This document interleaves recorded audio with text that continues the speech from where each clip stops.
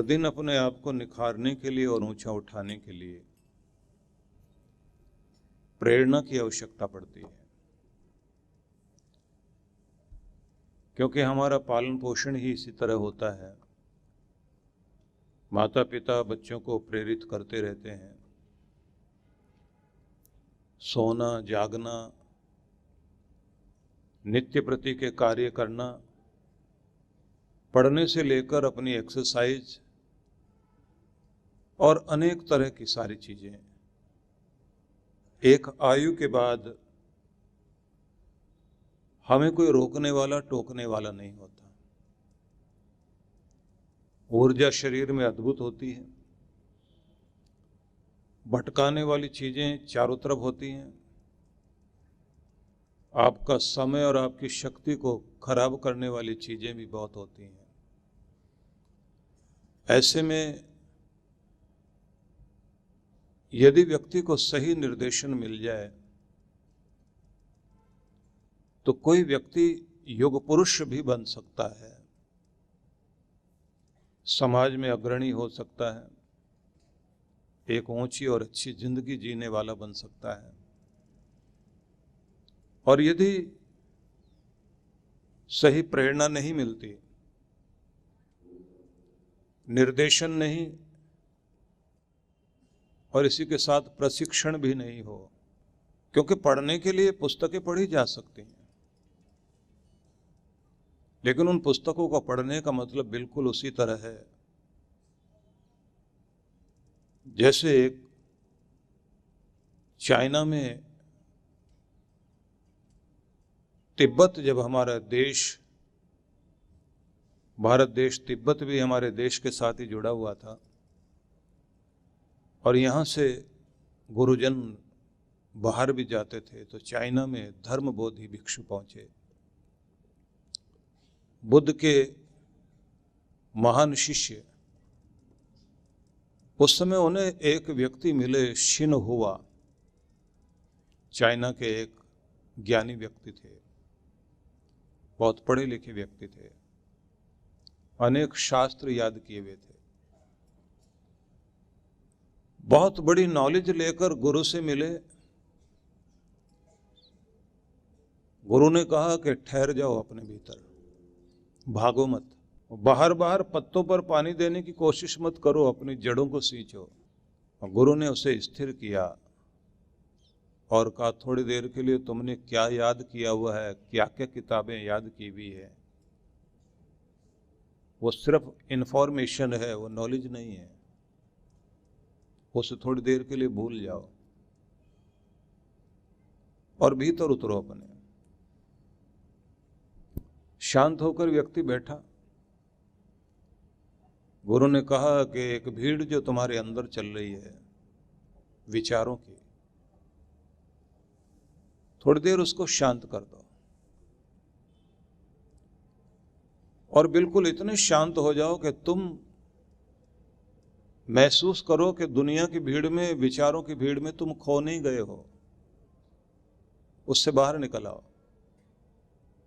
आंखें बंद की, इसने अपने विचारों को शांत किया और लगा कि जैसे विचारों का मेला पीछे रह गया। उन्होंने कहा कि अब अपने आप को महसूस करो कि तुम अपने चैतन्य स्वरूप को याद कर रहे हो कि ये मैं हूं, और धीरे धीरे अपनी मैं को भी भुलाओ। तो आंखें बंद करते करते, शांत होते होते, जिस शून्यावस्था में, 0 पॉइंट में वो पहुंच गए, वहीं से उनको आनंद की अनुभूति होने लगी। तरह तरह के गीत संगीत की जैसे ध्वनियां आ रही हों, सारे रंग जैसे एक जगह ही बरसने लगे हों, और जैसे आसमान से बिना बादल के भी फुहार पड़ने लगी हो। लगा कि जैसे पूरा वसंत, सारे ही फूल एक साथ खिल गए हों। अपने आप में बहुत आनंदित हो गए। जब आंखें खुली, गुरु को प्रणाम करके निकला। उसके बाद उसने लिखना शुरू किया। लिखते हुए कहा कि अब तक मैंने दिए का कागज पर बना हुआ चित्र देखा था। कागज पर बना हुआ कोई भी चित्र दिए का हो रोशनी नहीं देता। आज मैंने असली दिया देखा है जो मेरे दिल में जल गया है। क्योंकि किताबों से आपको कागज के दिए दिखाई देंगे, वो रोशनी नहीं करते। कागज पर बहती हुई गंगा तुम देख लोगे लेकिन उससे प्यास नहीं बुझेगी। आज मैं गंगा से सीधा मिला हूं। आज मैंने जलता हुआ दिया सामने देखा जो कागज पर नहीं था, और वो चलकर सीधा दिल में उतर गया। और अब लगता है मैं भी दिया बन गया हूं। वो कहता है कि लाइब्रेरियां भरी पड़ी हैं किताबों से, पर कागज के दिए हैं। जगमगाता हुआ दिया केवल गुरु हो सकता और कोई नहीं। हम सभी मनुष्य जितने भी हैं पूर्ण की यात्रा पर इस दुनिया में आए हुए हैं। पूर्ण है परब्रह्म परमेश्वर, इसलिए उसको असीम कहते हैं, अनंत कहते हैं। इसलिए उसे कहा जाता है सर्वशक्तिमान, पतित पावन। जो गिर जाता है वो मनुष्य है, जो गिरे को उठाए और कभी खुद गिरे नहीं, जिसमें कोई दोष नहीं है, जिसमें कोई खोट नहीं, जो गलती करता ही नहीं, वो तो भगवान है। और जो गलती करके फिर सुधार करता है वो इंसान है। जिससे सुधारा जाता है, संभाला जाता है, जो सीमाओं में जीता है, लिमिट है जिसके पास, वो तो मनुष्य है। लेकिन जो अनलिमिटेड है वो तो भगवान है। तो हम सब उसी यात्रा पर आए हैं पूर्ण की ओर जाने के लिए। लेकिन हमारे अंदर भगवान ने जो प्यार दिया है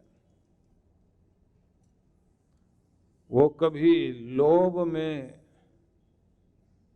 कभी काम में, और कभी क्रोध में, मोह में, अहंकार में, मद में, मत्सर में हमारी सारी ऊर्जा को बिखेर कर हमें दुनिया में उलझा देता है।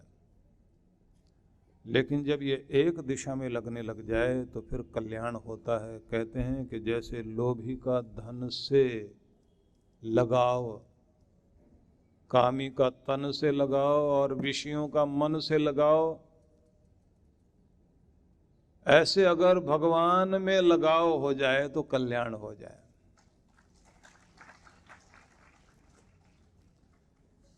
मृत्युशैया पर क्षण क्षण का महत्व दिखाई देता है, और शूरवीर को रण का महत्व दिखाई देता है, सत्यवादी को प्रण का महत्व दिखाई देता है, और ठग को धन का महत्व दिखाई देता है, योगी को तरण का महत्व दिखाई देता है, गाय को तृण का महत्व दिखाई देता है, और बलिदानी को मरण का महत्व दिखाई देता है।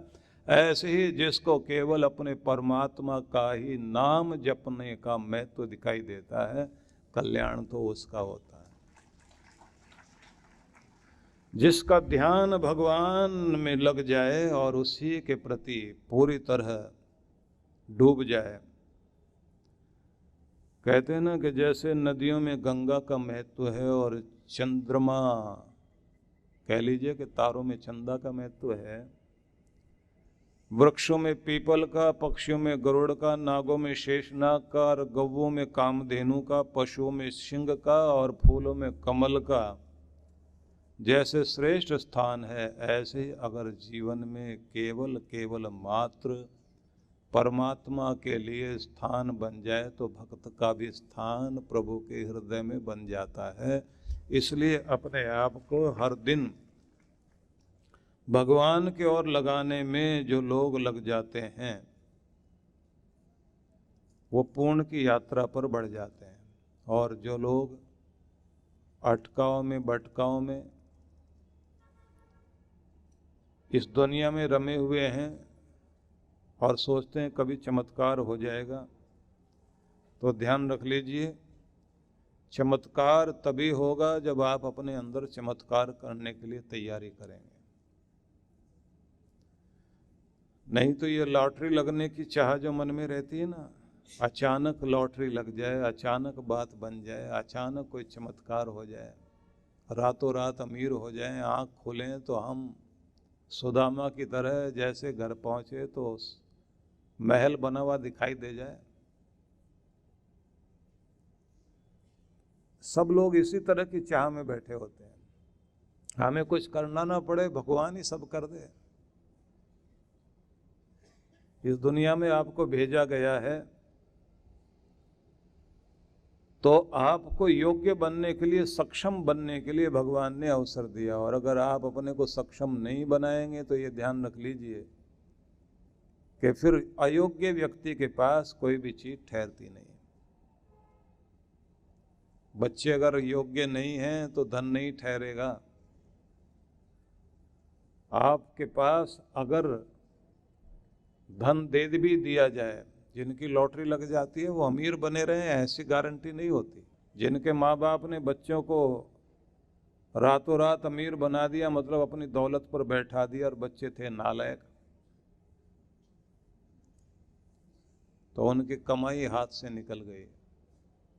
क्योंकि लायक बनोगे तो चीज ठहरेगी, और आप जिस लायक होते हो उसी लायक आपको दिया जाता है, क्योंकि आपकी औकात आपके अंदर की योग्यता से बनती है। वही आपकी औकात है, वही आपकी पात्रता है। नदी के किनारे चींटी भी जाएगी, हाथी भी जाएगा, जिसकी जितनी औकात है उतना भर कर लेकर आएगा। आप अपने आप को उतना बड़ा बनाओ कि आपको भगवान इतना भर दे कि आप कहें कि कृपा बहुत हुई है। तो ये लॉटरी सिस्टम नहीं है, ये तो आपको खुद को तैयार करना है, खुद को बनाना है। बनाने के लिए हर दिन आपको प्रयास करना होगा, हर दिन आप अपने आप को निखारिए, बनाइए। और अगर आप ये सोचते हैं कि दुनिया में ऐसे भी तो बहुत सारे लोग हैं, इतनी पढ़ाई लिखाई है भी नहीं फिर भी इतने अमीर हैं, बल्कि पढ़े लिखे लोग ऐसे लोगों के घर में नौकरी कर रहे हैं, तो ये ध्यान रख लेना चाहिए कि उनके पास केवल कागज की विद्या नहीं है, लेकिन दूसरी विद्या है, उन्हें कमाना आता है। प्रोफेसर बिजनेस मैनेजमेंट पढ़ा रहा है, लेकिन खुद बिजनेस करने बैठ जाए तो फेल हो जाएगा, क्योंकि वो कागज की विद्या तो ठीक है, जब आदमी खुद जाकर अभ्यास करेगा तब उसको वास्तव में ज्ञान आता है। इसलिए आपसे ये कहना चाहता हूं कि आप किसी लॉटरी के चक्कर में मत पड़िए, किसी चमत्कार के चक्कर में मत पड़िए। जिंदगी कोई चमत्कार बनाओ कि हर दिन आप मेहनत करते करते वहां तक पहुंच जाएं कि आपके पास चीजें चली भी जाएं तो फिर वापस आए।